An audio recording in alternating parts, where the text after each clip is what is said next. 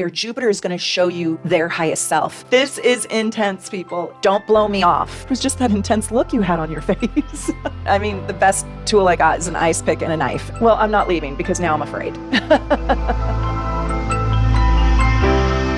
Hi, my friends. It's Meredith, your evolutionary astrologer, and today is part 2 of Jupiter through the signs. So buckle up, brace yourself. I hope you already watched part 1, and I want you to watch this video in a few different ways. 1, in your natal chart. 2, I want you to pay attention to Jupiter is in Gemini right now. Here's Bo. He's saying hi. He's so cute.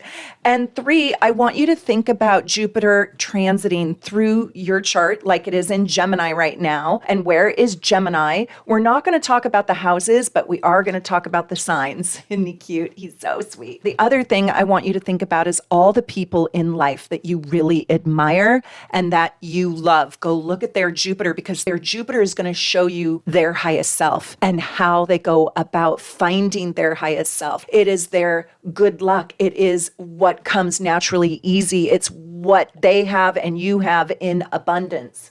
Right, Bo? This video is going to be really interesting. So let's dive right in. So when Jupiter is in Libra, there's this huge emphasis, there's this huge desire to create a harmonious life, a life that doesn't have too many upsets, a life that is not imbalanced. Also, relationships like Cancer take center stage, and these people can become the great diplomatic ambassadors of our world. There's a natural talent for negotiating, brokering deals that benefit all sides. This is a really remarkable placement because you're exaggerated in creating beauty, harmony, love, connection to other people, partnership. You have a sense of fairness, doing good business, integrity, justice is strong. Remember, Libra is the scales, and Jupiter rules the laws, rules and regulations, your internal compass, your moral compass. And so this really creates a placement where you become an advocate for equality and social justice and social harmony.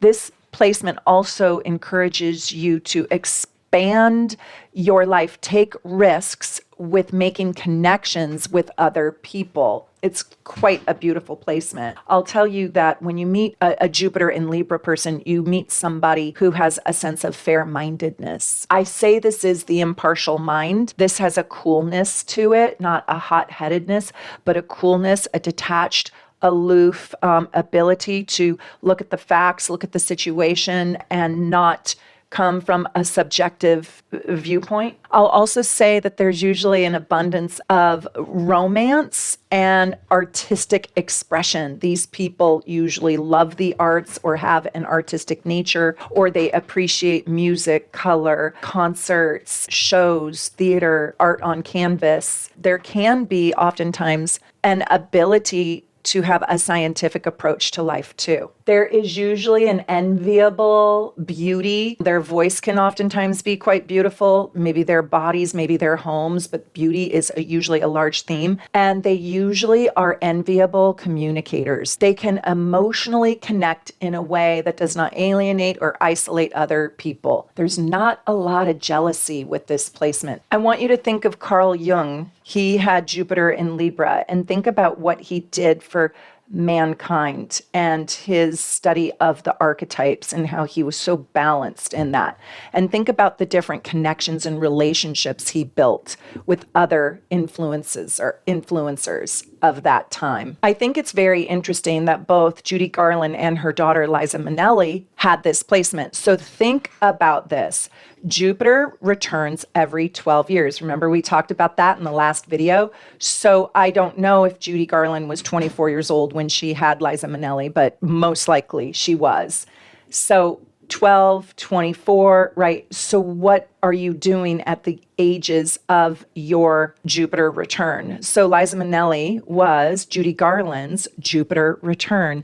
And Liza Minnelli did make Judy's life so much bigger. One of my very favorite authors and poets, Percy Bysshe Shelley, also has this. And I just felt like Shelley had his finger on the pulse of love, real love, genuine love. So George Gershwin also had Jupiter in Libra. He died really young. I didn't know this. He died when he was about 40 years old, but he was considered one of at that time, probably America's greatest songwriter, George Gershwin, and he was just beloved. And he also had Jupiter very close to his sun in Libra, so it exaggerated that sun sign. They need connections, they need relationships, they need a sense of partnership, and they usually can cultivate their gifts, their skills, and their talents inside partnership with others. And it's when they build partnerships, intellectual partnerships, psychological partnerships, artistic partnerships, business partnerships, romantic partnerships, that they can flourish and become greater and bigger. They are usually pretty good at partnerships, and taking risks inside of partnerships is very, very critical to their happiness and to finding their golden treasure. One thing I should say is that when Jupiter in Libra is out of balance, they usually become codependent, and they can attract relationships that really undo them.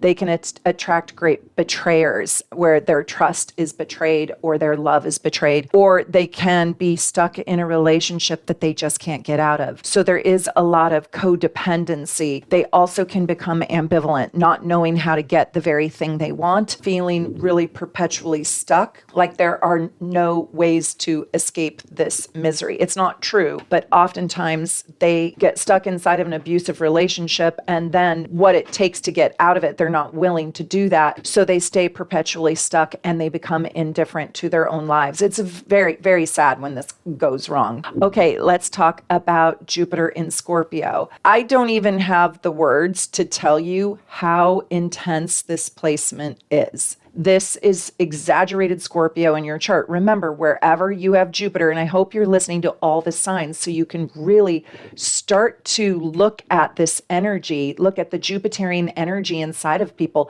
And when you find out what a person's Jupiter is doing, you find out where they're exaggerated, whether they show it to you or not. So this is really, really intense. I live with this and my daughter, and I also have friends who have this placement. I'll tell you, there is a strength and there is a fearlessness around the mysteries, around exploring the darker sides of life. I want to tell you guys a little bit of a personal story. It's really cute, but you will get it. Last night, Lauren, my daughter, asked me if I wanted to have a mom-daughter night because she's going to go off to college in a couple of days, and if we wanted to watch a movie together. And I said, absolutely. We just went to Paris, and so I really would love for you to see the show. It's so much fun, Emily in Paris. And you'll know everything about it because we went and visited all those places. And so I picked Emily in Paris, and she was like, okay, Mom, that sounds funny and that sounds fun and I'd love that. No, let's do that. And then she came home and she goes, Mom, do you care if I change the thing? She has Jupiter in Scorpio. Do you care if I change the show we're going to watch? And I said, okay, sure. I'm up for anything. So she said, I really, really, really want to understand what happened with the Central Park Five. And there's a new Netflix documentary, true story, called When They See Us. By the way, I recommend every single person watching this, especially people who are watching the Jupiter in Scorpio part of this video. Oh my God, please go watch this on Netflix, When They See Us. And it is the true story of the Central Park Five. These are 5 African-American and Latin, I believe, boys, young boys, 14, 15, and 16-year-old that were falsely accused of raping, sodomizing, and almost killing a female blonde jogger in Central Park. I have to tell you another piece of this story. It's crazy. But this happened in April of 1989. Do you guys remember the story that I told you? It might be in my Super Supporter exclusives, where I think it is in my Super Supporter exclusives, where I was talking about the Midhaven. But I'm right after college, right after I graduated at the University of Arizona, I flew in June or July to New York City. I worked there and I lived right there at 89th and Madison, which is literally across the street from the Central Park. And I jogged in that park all the time. I was a runner at the time. I jogged 5 miles a day at the time. I don't anymore. And everybody told me, Central Park, be very, very careful and never jog at night. Well, that was this case. And I jogged in that park probably twice a week for years while I lived in New York City. And now my daughter is like, can we watch the documentary? And the series And the story is so heartbreaking. Like, let me just rip your heart out. Let me just rip your guts out and just make you bawl crying. So we watched 2 episodes of it. They're 1 hour each. And I think there's 4. I'm not sure how many episodes there are, but I asked Lauren, my daughter, do you want to watch the 3rd one? And I just looked at her. We sat on the couch together, so she was just right here. And I looked at her, and her entire face was soaking wet with tears. She could barely handle it. And she said, Mama, I can't watch anymore. This is so awful. This is the worst thing I've ever seen. This is so criminal. This is so cruel. This is so awful. So I do recommend that you get educated and you watch this. Having Jupiter in Scorpio, she's young still, right? She's just barely 18, but she has a fearlessness to go into the goriest parts of life to understand them. And what I love about this placement, she wants to be a she wants to study social and cultural anthropology. She wants to understand the world of the underdog, the world of the suffering, of the darkness. And she wants to try to be a conduit to help fix that part of the world. She's been that way ever since she was a tiny baby. I can't explain it, but if you have a child or if you have a person with Jupiter and Scorpio in your life, this is a very special kind of person. One, I'll tell you, they are very misunderstood because they do not reveal themselves easily. And I do misunderstand her intentions, her desires, her interests, because she doesn't reveal them easily to me. You have to really know a Jupiter and Scorpio person for a long time to know what their truth is, because they won't reveal it through words. They will reveal it only through what they're interested in, what they talk about, how they show up. When I say intense, don't blow me off. I don't just mean intense. I mean really intense. And there is a depth to this placement's personality. There is a fearlessness in wanting to go into where the devil lives, whatever that is. There is the deepest, just like with my daughter, there is the deepest desire, a hunger, an ache, a pain almost, where they just have to regenerate the world. They have to transform the darkness into light. And they're drawn to experiences that will test the limits of value, of virtue, of the gore, of the hardship. Like, they will live on the edge of the precipice of darkness so they can change it into the light. They are the change makers. They are the triage unit of the souls. And there is deep, deep, deep spiritual growth when they have the courage to face that darkness. You know, what was funny is there I was, a 42-year-old woman, and I had a 2-year-old, maybe she was 3 or 4. She wanted to watch Scooby-Doo, Mommy, Scooby-Doo, Scooby-Doo. Well, you guys, I just want to tell you, I'm like afraid of the dark. She wanted to sit in the dark at like 2, 3, 4 years old and watch frickin' Scooby-Doo. I was afraid when the eyes turned green. I was so scared. And by the way, I was the mom, the single parent, right? I had to like lock the doors. And fun fact about me is I had never lived on the land. I lived above the land. I lived in an apartment or a condo, right? So I have this little baby and she wants to watch scary Scooby-Doo. And I have to like make sure we're safe on the ground. I don't own a gun. I don't own any weapons. I've got like a butter knife in there, right? Not really. I got good cooking knives. That's it. And by the way, I don't really want to use a knife if I have to, because I have to get too close to you and blood's going to get all over. So that's too gory. And I'm not using a baseball bat because I'm not good with that. I mean, the best tool I got is an ice pick and a knife. And so that's where I go while she's watching Scooby-Doo. This is intense, people. So Scorpio needs to be able to transform something. They need to have the regenerative power. And so what they have to do is they hone their psychological ability, their intuitiveness, their psychic sense in order to figure out what is really going on so they can go in there and truly fix it. They are great at psychology with understanding the psychological problems and aspects and the nuances. There's also a desire for that intensity. If it doesn't feel intense, if it doesn't feel gut-wrenching, then it's not worthy of their time. These are not superficial people. These people are not going to waste their lives on trying to figure out what the best lip liner is and the best eyelash curler is. They're just not, that has no interest to them. I'll also say that there is a little bit of a flair for business and finance, and there oftentimes can be an inheritance here because this can be big money, big power. This is a lot of power. This placement literally deserves my Barcelona workshop. It deserves a lot of time to go into this placement because it is so intense, and it's really powerful when it's used for good. I will tell you, while this placement has a deep healing power, a regenerative power, a hands-on healing power, there's a deep privacy here. So these people are greatly misunderstood, and then they walk around wondering why they're greatly misunderstood. They're also quite hidden. They're not understood. They're not seen always. They are not seen the way in which they wish to be or the way in which they are intended. They are overlooked oftentimes because they can be the quiet brooder. They're also so damn private, you have no idea that they even like you. You know, you're like, oh God, I thought you really hated me. Oh, I thought you were mad. Sometimes my daughter will come downstairs and she has Jupiter in Scorpio conjunct her Scorpio moon. She'll come downstairs and I'm like, oh my God, what's wrong? What happened? What's wrong? She's like, absolutely nothing. What are you talking about?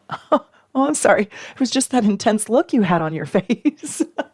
Right? Like, she was probably watching the Jeffrey Dahmer documentary. Think of Ernest Hemingway. He had so much trauma and sadness and depression inside of himself that he took his own life. Also, think of Napoleon Bonaparte. He would not take no for an answer, right? He was going to be a great transformer and change the world, and he did. So there's a lot of power. Dame Maggie Smith also has this placement, and I think she brings that intensity, that feverish intensity, that eye contact, that smoldering, I can see exactly who you are. I know your motives. Jamie Lee Curtis has this, and so does Ethan Hawke. Sally Field has this. She plays really juicy roles, and so does Kelly Clarkson. And I think the interesting thing about Kelly Clarkson is I do think she's had some really serious pain in her life, but I think her show does have a little bit of a deeper mission attached to it where she really does like to get into the heart and the soul and the depth of a person. And I also think that it was really quite phenomenal for a while when she struggled with her weight, how she chose to deal with that. I had a lot of admiration for her around that. And her voice is transformative, isn't it? It's very, very, very powerful. I want to also say that Elvis Presley has this placement. And I think what he did was he literally transformed the world through his music, through his talent. He had a lot of pain. He had a lot of pain that he had to work through. And also, it's kind of interesting that Alfred Hitchcock had this placement, right? Talk about scary movies. You need to look at where Pluto is at to understand this Jupiter, because Pluto is the ruling planet of Scorpio. And so Pluto is having a conversation with Jupiter. So they're an exaggerated Plutonian person. I want to tell you that I think these people like to be consumed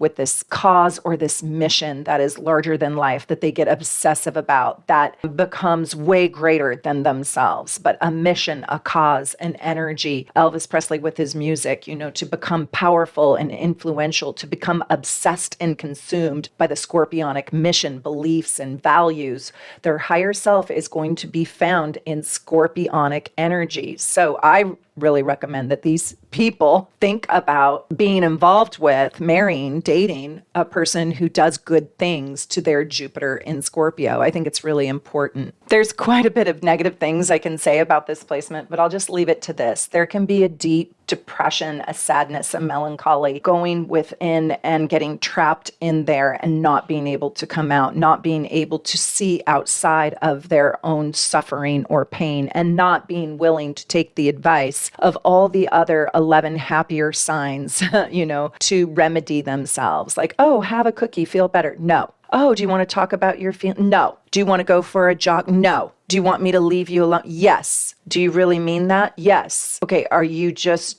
doing that so you can wallow more? Yes. Is that really what's best for you? Yes. Well, I'm not leaving because now I'm afraid.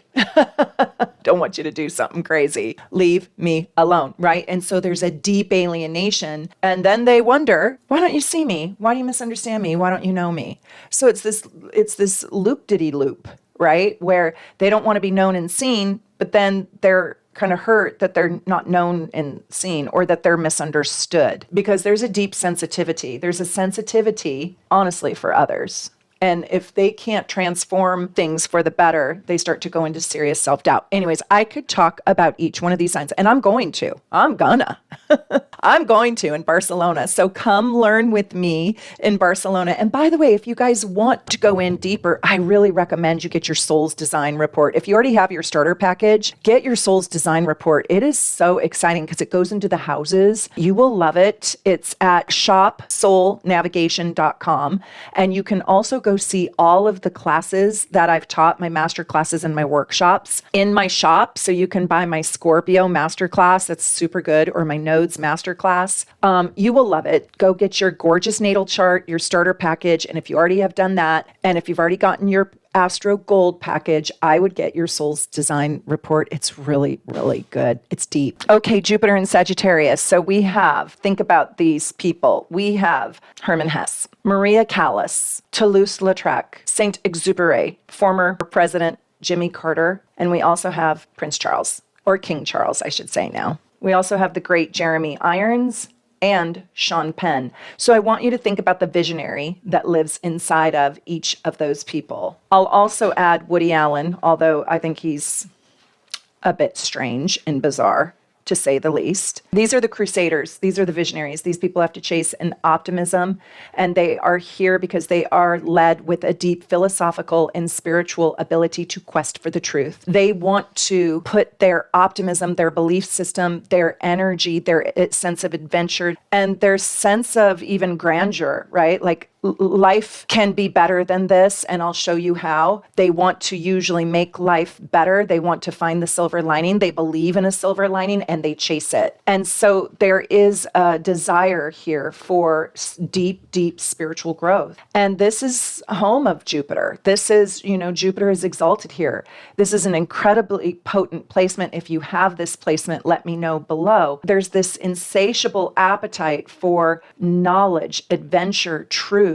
There's a free gypsy spirit inside of this placement where they don't want to be bound by rules and regulations. There's a massive creativity with this placement too, because they don't want to play by anybody else's rules. So they sort of make it up as they go. They chase new cultures, new music, new food, new experiences, and they thrive on exploring new philosophies and new truths. Like, oh, you're Buddhist, you're Jewish, I'm Christian, you're Catholic. Oh, I want to know, what do we all have in common? I want to learn. So there's a desire to find the higher meaning in life, and they usually quest for it. They chase aspirations that are far off in the distance.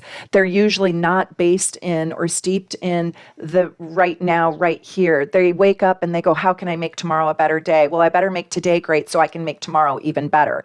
They always live for tomorrow, tomorrow, tomorrow. These are usually larger than life people. I'm not kidding. These people usually have a big, broad mission. And when you are in the presence of them, you just feel this giantness. You feel the radiation. You feel like, wow, together we can do anything. And if they allow you to get on board with their giant, SpaceX Mission Impossible, you're like, oh my God, do I dare? These are giant, giant risk takers in life. They will break the mold. They will break the traditional way of doing things, and they are gutsy and clever and optimistic, and they believe in themselves. They jump out of the airplane because they believe that there's a parachute on their back. They are the positive thinkers of the zodiac. They bring optimism, happiness, and joy to the mission. Think of the grand communicator, the grandfather of the art of communication, Dale Carnegie, right? He has this placement, Jupiter in Sagittarius. He was the great salesman. And this is also the great salesman. These people can indoctrinate you into their faith and their philosophy and their belief system because they just make it look so damn good, right? It's why the world can't quite not believe Woody Allen, although I don't believe him. It's why he can get away with, right? There's this grand optimism that he's selling, although he's quite the cynic. And I say that kind of with tongue in cheek because he also brought us some of the greatest movies of all time. and he has been considered a creative genius. He has difficult placements in his chart, and that's another good example of telling you that we don't do sun sign astrology. And also, I want to tell you that these people tend to be really inspirational, even prophetic. Some of them are prophets. They can predict the future, and just so inspirational that they can create a following very easily. What can go wrong is when they're not in touch with what the real truth is, when they're in touch with their truth is the truth, and when they become even bigoted or racist or cult-like, or they become so indoctrinated in their own belief system that they no longer take account. They no longer be curious and take account for other people's opinions. And they can really railroad people, talk over, interrupt, not be a good listener, right? Just be sitting back as a fat cat in their chair, smoking their cigar, drinking their whiskey, laughing at their own jokes. Yeah, like a self-absorption. But when this placement goes right, oh my God, it's absolutely gorgeous. Jupiter in Capricorn brings a really strong sense of responsibility, ambition, discipline. They like to grow themselves, find their highest, best self through steady progress, through that sort of climbing the mountain, that ambition. You know, after this step, I take this step and then this step, and I grow something, I build something of greatness, of great magnitude. They also are very steady and very reliable. They probably are workaholics. They are one of the most ambitious placements in the zodiac. If you know somebody who has Jupiter in Capricorn, they do not fail. They land on their feet. They land on top. I want you to think of Dwayne "The Rock" Johnson, right? Like, he has a sense of steadiness and a darling, adorable humility, but he's quite confident. And he's also a business entrepreneur too, not just an actor, not just a WWF fighter, but he has a strong sense of who he is. And I always feel like he's trying to do the right thing, the better thing. He's always trying to find his highest self. Does he ever make mistakes? Yes. But I think doing dumb movies has actually been painful for him. He's actually quite a deep person in a lot of ways. You will also see this placement in Scarlett Johansson. And I think she also has a very methodical, strategic approach to her life. And I think she has a deep sense of responsibility in getting her characters just absolutely perfect. I'll tell you, this placement gives you the ability to be excellent at whatever it is you do, to really become a success. This is a very successful placement. I will say, when this goes awry, it's usually that the Capricorn stops taking risks at all. They think they're good at something, so they just stick with that, and they do that same thing over and over again, and they climb the ladder probably, or they find their success more slowly than they really need to or should. They have an aptitude that's probably far greater than what they oftentimes execute, because they are very pragmatic and practical, like a Taurus, and they can get stuck in their routine. If the winning formula is A, B, and C, then I just do the winning formula A, B, and C. I don't break the rules. I follow the rules. I respect the tradition, right? And so I stay kind of small and stuck. Capricorn and Jupiter can be extraordinarily successful, but they have to constantly search for how to improve, how to grow, and how to take practical risks that will pay off. There is a patience here, and these are very goal-oriented people. So taking risks around finding new goals to seek, to grab, to work on is really important for Capricorn. I will say that Jupiter in Capricorn will take risks if it gives them more power, more security, more money, more prestige, more authority. That's usually when they'll apply for that next job. They'll take the risk. If it's going to lead to more authority, they like to be in charge. Look at Richard Nixon, Margaret Thatcher, Adolf Hitler, and Robert Kennedy.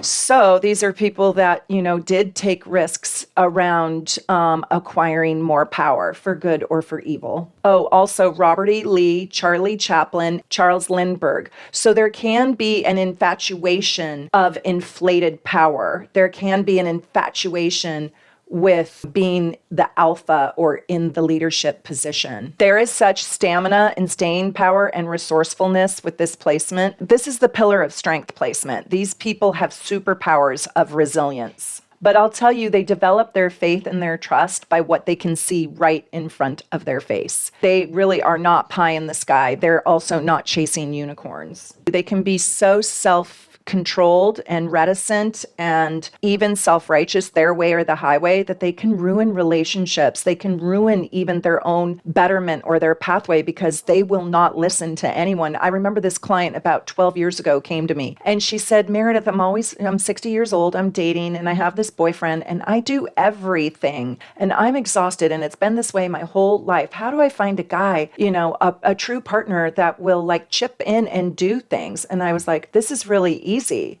Quit doing everything. You don't have to do everything, right? So that Jupiter in Capricorn really feels like it's got to be in control and it's the most powerful one and it knows best and it's the alpha and it's the leader and they're the doer and the goer. And so they don't relax. So this can be a real workaholic placement. Emily Dickinson had this placement. She never found love. She just was a brilliant writer and she just wanted to write and write and write. And she wrote about other people's love that she never found. Johnny Carson has this placement. And I think he was an alcoholic, but also a workaholic. He loved his life, though. He had a dry wit. He was number one at talk show hosts. I don't think there even was another one. Carl Sandburg and Karl Marx, too. Interesting, right? Think about the dominance of Margaret Thatcher, whether you liked her or not. I mean, there was not a more prominent, there was not a more, I think, respected prime minister of England other than since Winston Churchill, than Margaret Thatcher. And think of the glass ceiling that she broke. Think of how she had to play in the boys' club.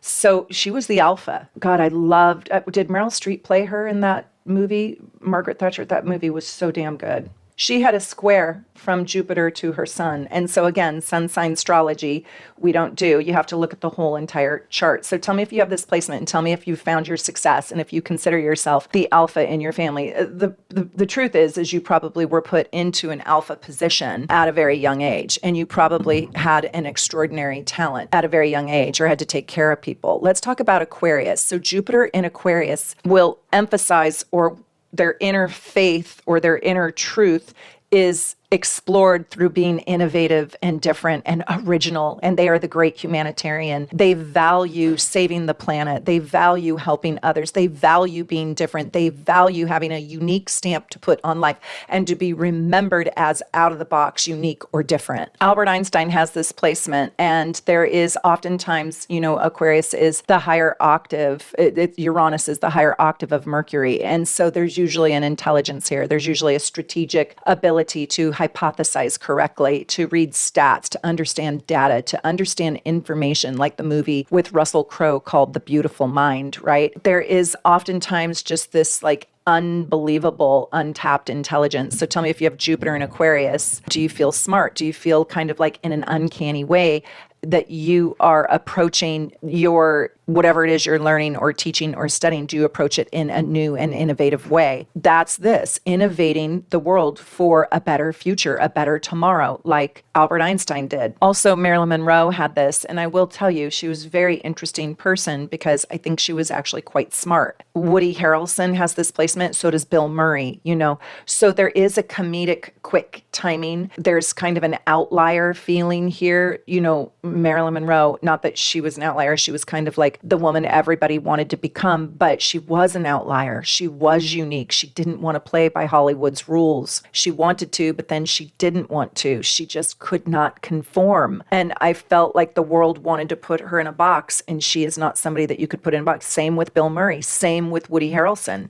There's just no way. So this is a high voltage position. I'm going to tell you, this is sort of a earth-shattering, uncomfortable placement in a way where you're here to break up or burst open things that no longer work. And so you can be kind of a provocateur. You can provoke people in ways that are uncomfortable. You could make people feel uncomfortable, feel like, oh my God, nervous. Are they going to like me? Am I different enough? Am I unique enough? I'm sure every single person that met Marilyn Monroe wondered that, like, oh, is she going to like me? What's she going to say?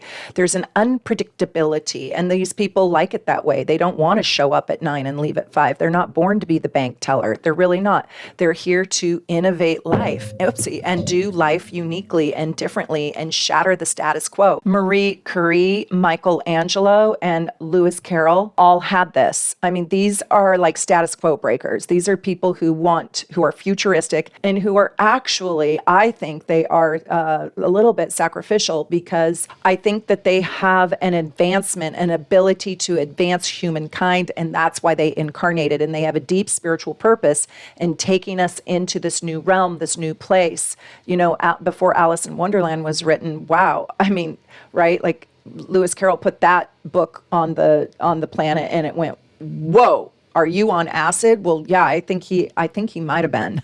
I think he was on LSD. I'm not sure. But look at Michelangelo. Like I went to the Sistine Chapel, and how can he even paint that? How did he even do what he did? I know how he did. I read Agony and Ecstasy, his book, the book written about him. It was phenomenal. I recommend you read that book. But it just seems unfathomable that at that time he could be that incredible, that talented, right? It would be hard to do the Sistine Chapel today. And he used like a 2-hair brush on scaffolding. Like, my neck hurts thinking about it. But advancing us into the future, into progressive ideas, and into new perceptions. So think of it as the mind showing us mentally like what the truth is, like to perceive the earth in a new way, to perceive food in a new way, non-GMO or GMO, right? The person who created the GMO, and now why non-GMO is better. What pesticides did and how it advanced us, but did it really, right? So to do and undo. It's rebellious, it's thought-provoking, and Jupiter in Aquarius has a mission for something so much bigger than itself, that it can advance or improve the future in some way, making tomorrow better than today. So do you have this placement, and how does this show up in your life? And have you found your calling? There is usually an involvement with other people, with networks, with groups, with organizations. And there can be also like social reform, social change, expansive thinking, open-mindedness, open-heartedness.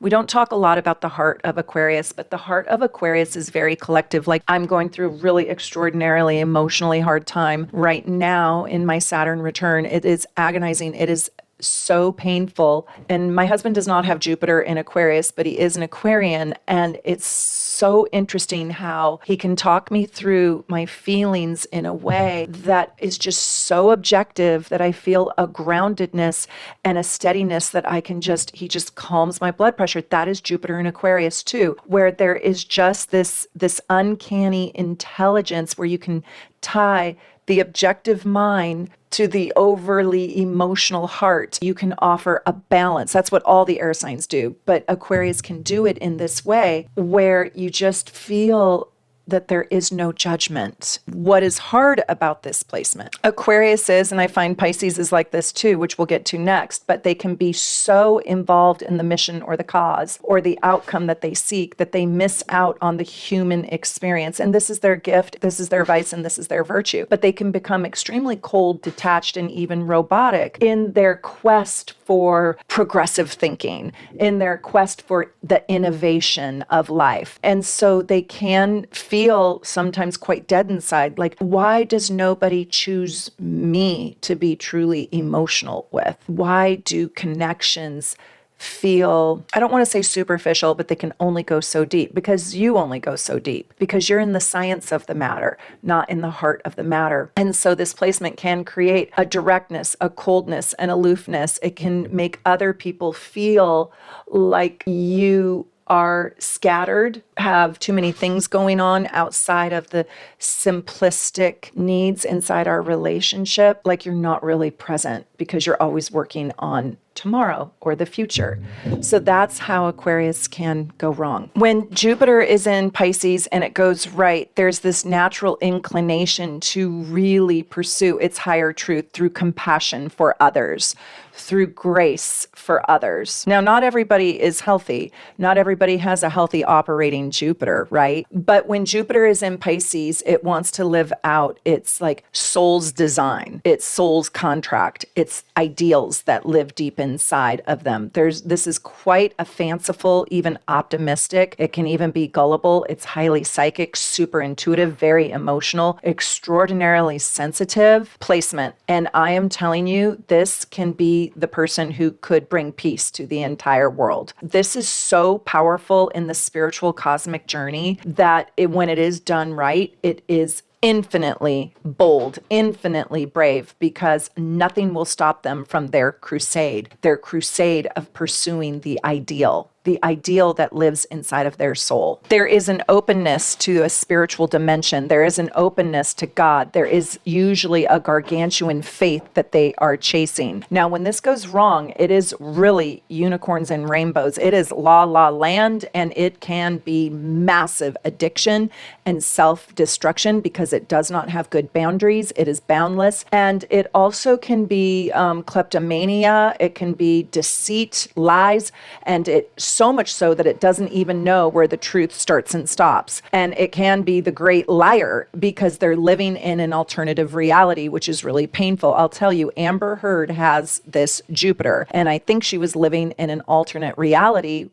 Did you guys see the video I did on Johnny Depp and Amber Heard in the trial? And I predicted that she was going to lose because she was in her Jupiter in Pisces. I mean, she was making up a fanciful story that was so freaking unbelievable that there was no way in hell we were going to believe the things that she was saying. She couldn't even remember her own lies. So that's where it can go. But let me tell you that Michael Jordan also, the world's greatest basketball player, I don't know if he still holds that title, but at the time he did, he also has this. And he was boundless and he was infinite on the basketball court and off. Pisces likes Jupiter, right? Because it is the old traditional ruler of Pisces. Pisces does need criticism to grow. Pisces does need sort of constructive criticism, I should say. Just think of Virgo. It needs those Virgo qualities so it can discern, where it's good and where it's great. And in order to be better at honing in their greater cause, their greater purpose, their cosmic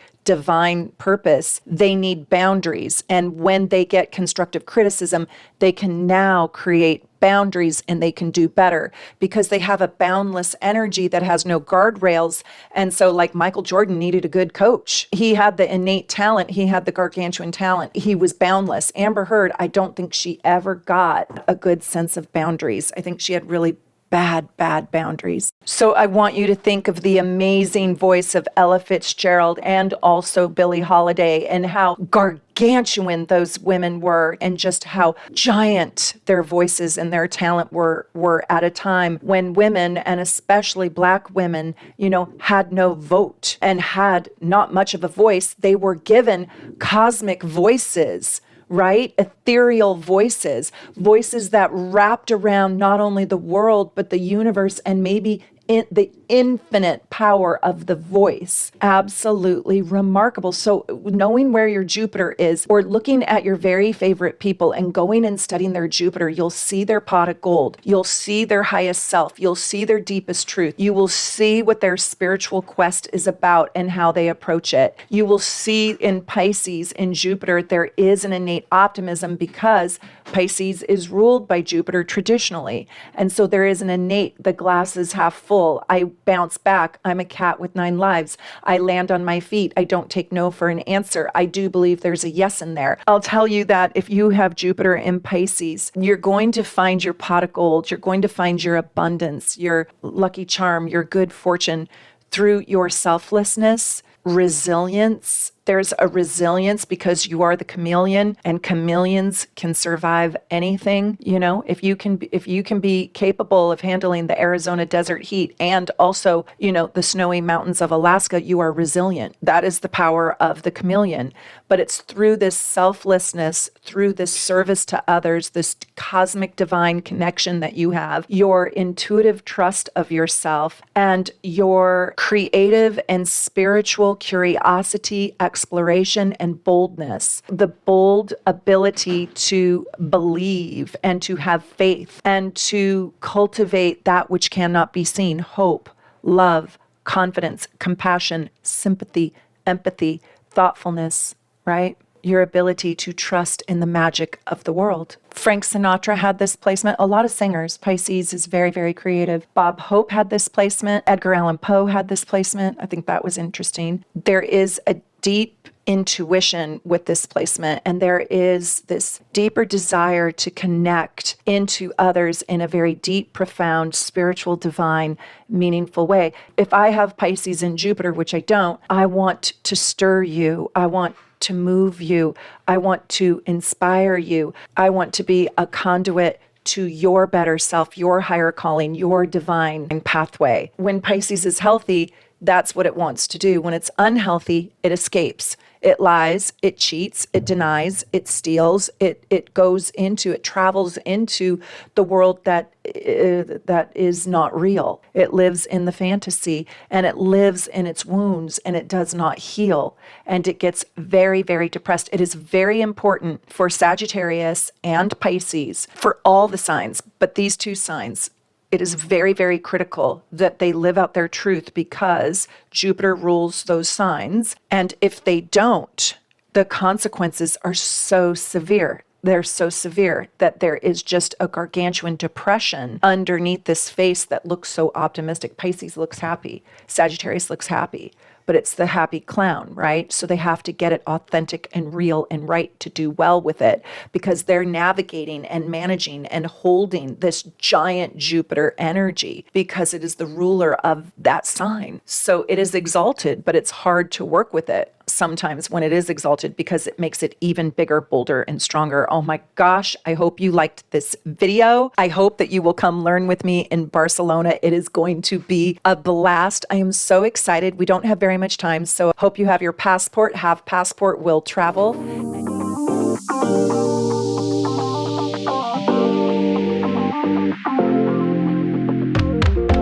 Meredith is my dream teacher. I am so grateful to be here. Beautiful Barcelona. Y'all, we saw a flamenco show, and it just tied everything together. My brain is kind of exploding, but in the best way possible.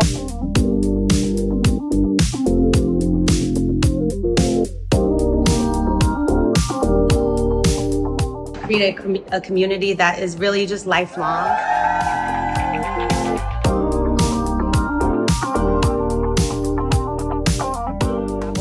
And you can find all of my workshops and my master classes at Shop Soul Navigation. And also, I really encourage you to become a member for $2.99. It keeps the channel alive, and it allows me to work with you like this. And I hope so much that you are loving being on this astrological journey with me, from my home here in Seattle, Washington, to wherever you live in the world. I wish you the very, very best. Happy Jupiter days. Take good care.